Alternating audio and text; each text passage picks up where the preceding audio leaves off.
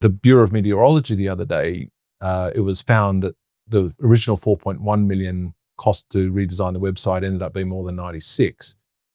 And just repeat those numbers again, Steve, just to rub the point in. So 4.1 million was the original costing for the website upgrade, and it went north of 96, of which I think is it operational took 75. Well, here's the funny thing, because I would have thought, if I was to put a cynical sort of lens on this, is that had the website been successful and the customers that use it found it useful, then the 96 million would never have seen the light of day. It was because so many people in the rural communities were up in arms about how the old website was just infinitesimally better than the new one. Sure was.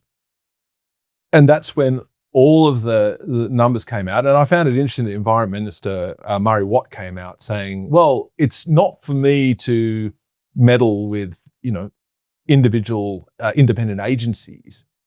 That's for them to sort out, was the kind of the narrative around that. But, I'm a former minister, that doesn't wash at all. No. It just doesn't wash. But look, and to the public, it doesn't wash.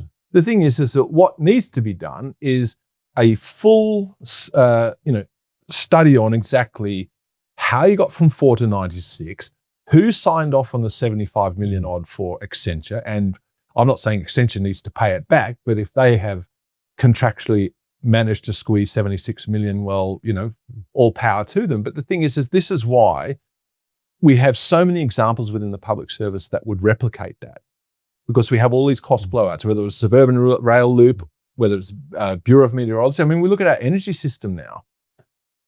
VNI West interconnector, that was originally 1.8 mil. The cost for that now is going to be 11.4. Copper string in Queensland, originally 1.5, likely to be 14 billion with a B. Marinus Link, connecting Victoria and Tasmania, that's likely to get a 50% cost blowout because of the transmission cables have gone up in price. That'll be over 3 billion. And it just gives you an idea of just how poorly designed, how you get such massive cost blowouts, and that you haven't factored this in, which is why I think that the public service really needs to start investing in technocrats, the people who are really so on their game with how these things work. Because we can continue to pretend that, renewables are the cheapest form of energy until you include all of the things that actually connect it to our homes. And whether you have install a home battery, which to me is just a wealth transfer from poor people to rich people who can afford to install them, just as the people who never went to university are now paying for the university degrees of school kids, or at least university students, who may have done degrees which will add absolutely zero to the productive economy.